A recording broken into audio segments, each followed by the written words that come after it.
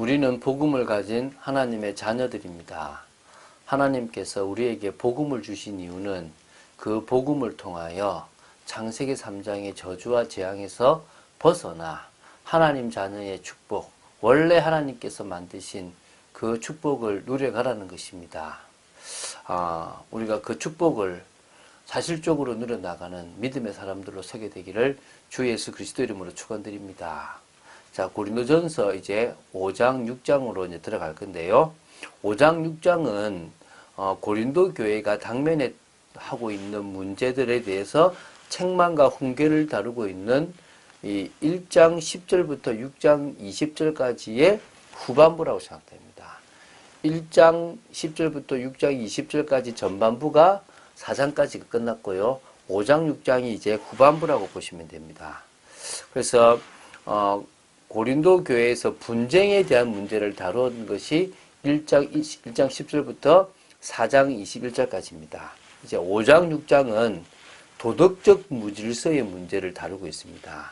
그래서 이 고린도가 상업이 흥행한 항구 도시의 특성이 있듯이 고린도 교회는 도덕적으로 매우 문란했단 말입니다. 일부 성도들은 이건 성도는 교회 다니까 교인이라고 보면 되겠죠. 그리스도인의 자유를 오용하여 자신들의 죄를 정당화하는 구실로 삼는 경향까지 나타내고 있었답니다. 심지어 고린도 교회 내에서 자신의 계모를 취하는 근친상간의 죄를 범한 자가 있었음에도 불구하고 교회는 그에 대해서 아무런 조치도 취하지 않고 있을 정도로 심각한 문제에 빠졌습니다. 당시 교회 내에서 음행의 죄가 일반화되어 있었기 때문에 이렇게 그걸 말 못했고요. 성도들의 생활을 지도 감독할 교회의 도덕적 권위와 질서 역시 확립되지 못했기 때문에 안타깝게도 이런 교회 내의 근친상간을 멸할 수가 없었습니다. 그래서 바울이 이것을 쓰게 되었다고 보시면 됩니다. 자, 그래서 교회 내의 순결, 성결에 대한 부분들을 이걸 지금 다루고 있다고 보시면 됩니다. 자, 그 중에서 지금 5장 1절부터 13절까지는 두 문단이 나오는데요. 1절부터 오늘 보게 될 5절과 6절부터 13절로 구분할 수 있는데요. 바울은 고린도 교회의 음행 문제를 지적하며 교회의 성결을 위해서 권징이라는 조치를 취해야 된다는 것들을 지금 촉구하고 있습니다. 권징에 대한 이야기를 바울이 우리 이제 앞에서 했지 않습니까? 그렇죠? 그래서 바울이 들은 소식에 따르면 고린도 교회 내에서 누군가 계모를 취하여 근친상간의 죄를 범했다는 겁니다. 그래서 이런 심각한 죄가 있다면 교회는 통한이 여기며 그 범죄자에 대해서 징계를 가해야 했으나 고린도 교회는 그에 대해서 아무런 조치를 취하지 않을 만큼 갖춰지지도 않고 일반화되었기 때문에 이에 대해서 바울은 비록 자신이 몸은 떨어져 있지만 영으로는 함께 있기 때문에 그 죄를 범한 자를 이미 단죄했다라고 이야기합니다. 그리고 이제 6절부터 13절에서는 바울은 고린도 교회가 심각한 죄를 범하는 자들에 대해서 권징을 시행해야 된다. 근친상간의 범죄에 대해서 출교까지 해야 된다는 것을 구체적으로 이야기하고 있습니다. 그건 내일 할 거고요. 오늘은 이런 부분에 대해서 바울이 하는 이야기들을 한번 보도록 하겠습니다. 1절을 먼저 보겠습니다. 너희 중에 심지어 음행이 있다 함을 들으니 그런 음행은 이방인 중에서도 없는 것이라 누가 그 아버지의 아내를 취하였다 함이라. 이 계모를 취한 거죠. 헬라의 대도시들이 일반적으로 성적으로 많이 문란해요. 왜냐하면 헬라의 신이 이 어떤 교접이라는 이런 어떤 이게 문란한 성관계들이 있기 때문에 방종한 생활들이 이렇게 아주 보편화되었습니다. 바울 당시도 고린도는 그 가운데서 심각한 양상을 보였던 곳으로 유명한, 그래서 고린도틱하다 이 말이, 고린도화하다 말이 어떤 성관계가 말할 정도로 심각한 거거든요. 근데 이게 교회까지 들어온 게 심각한 문제라는 겁니다. 그리고 교회가 그것을 묵인했다는 것 또한 아주 심각한 수준인 거죠. 그래서 이방인 중에서 없는 것을 지금 너희들이 하고 있다라고 강하게 지금 책망합니다. 레위기 18장 8절, 신명기 22장 30절에도 보면 아비의 아내를 취하는 이런 죄를 범하는 자는 돌로 쳐 죽이라고 분명히 지금 말하고 있거든요. 이걸 알면서도 지금요, 이 근친상간의 폐륜적 성범죄를 지금 용납하고 있는 이런 성적 타락의 극치를 지금 바울이 지금 강조하고 있는 겁니다. 이방인과 비교까지 하면서 강조하고 있는 겁니다. 그리하고도 너희가 오히려 교만하여져서 어찌하여 통한이 여기지 아니하고 그 일 행한 자를 너희 중에서 쫓아내지 아니하였느냐. 내가 실로 몸으로는 떠나 있으나 영으로는 함께 있어서 거기 있는 것 같이 이런 일 행하는 자를 이미 판단하였노라. 고린도 교회 성도들은요, 교회 안에서 발생한 이 음행의 사건에 대해서 자성하지 않았습니다. 아이고 우리 문제다. 우리 잘못이다. 목사인 내가 잘못이다. 중직자인 내가 잘못이다. 범죄한 내가 잘못이다. 이걸 어떻게 우리가 해야 될 것이냐 해야 되는데 못했다는 겁니다. 그래서 고린도 교회의 이러한 사태에 대해서 바울은요, 의문문을 사용해서 그들을 심하게 이제 질책하고 있습니다.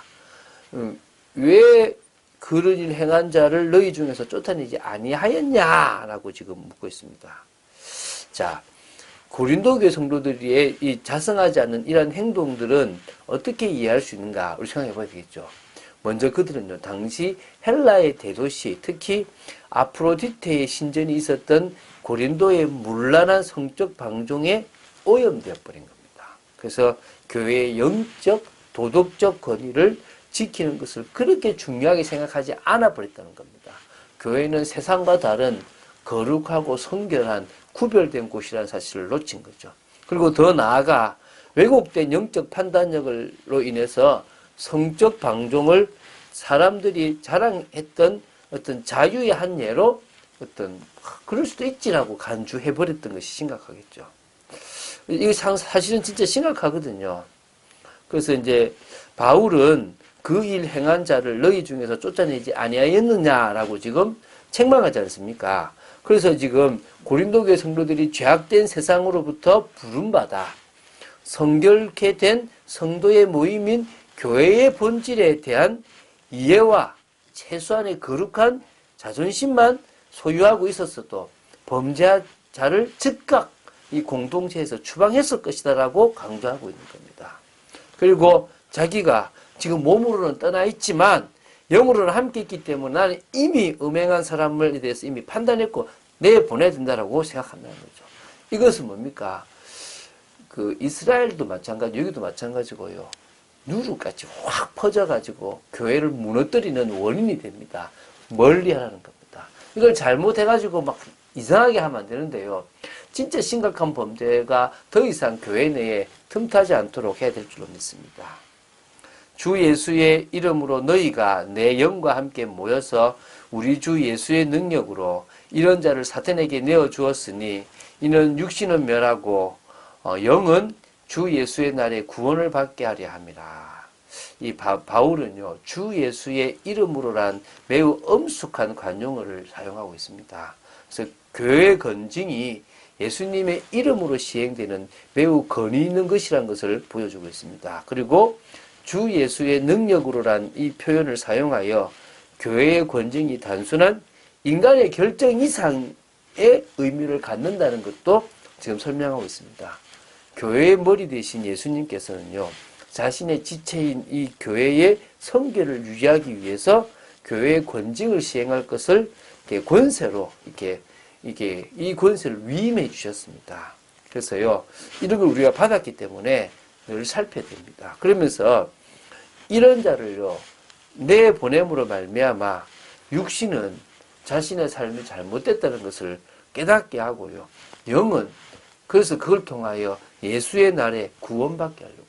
그걸 용납해버리면 자기가 잘못된 것을 알지 못하지 않습니까? 그것에서 철저히 권징이라는 걸 통해서 이걸 하면 안 되는구나. 주님 잘못했습니다. 주님이 정말 우리를 구원하셨는데 그것에 대해서 놓치고 이걸 놓쳐서 내가 지금 이 범죄했습니다. 그래서 이 교회 공동체에서 지금 내가 쫓겨나는 이런 안타까움을 당하고 이런 권징을 받습니다. 그렇지만 아버지 하나님 제가 회개합니다. 라고 돌아서기를 바라는 모습이 있다는 것입니다. 우리에게 내면의 문제가 많잖아요. 이 내면의 문제가 하나님 떠나서 고통과 문제 속에 오랫도록 살다 보니까 심각한 결과로 와버린 겁니다. 그 중에 하나가 바로 우리 잘못된 자아가 형성된 거거든요. 그래서 이 내면의 문제들을 치유받는 것은 복음밖에 없다는 것입니다. 그래서 우리는요, 말씀과 기도에 집중하는 영적 생활을 중요하게 생각하고 하게 되는 겁니다. 성경 말씀을 통해서요, 말씀의 기초를 자꾸 다져 나가시기 바랍니다. 그리고 기도를 통해서 성령의 역사 속으로 들어가야 우리의 잘못된 자아, 형성된 자아가 치유됩니다. 하나님이 원하시는 삶을 향해서 이게 성화의 과정입니다. 하나님은 지금도 우리와 함께 임마누엘 원네스의 축복을 누리기를 원하십니다. 그 축복을 사실적으로 누려가는 하나님의 사람으로 서게 되기를 주 예수 그리스도 이름으로 축원드립니다.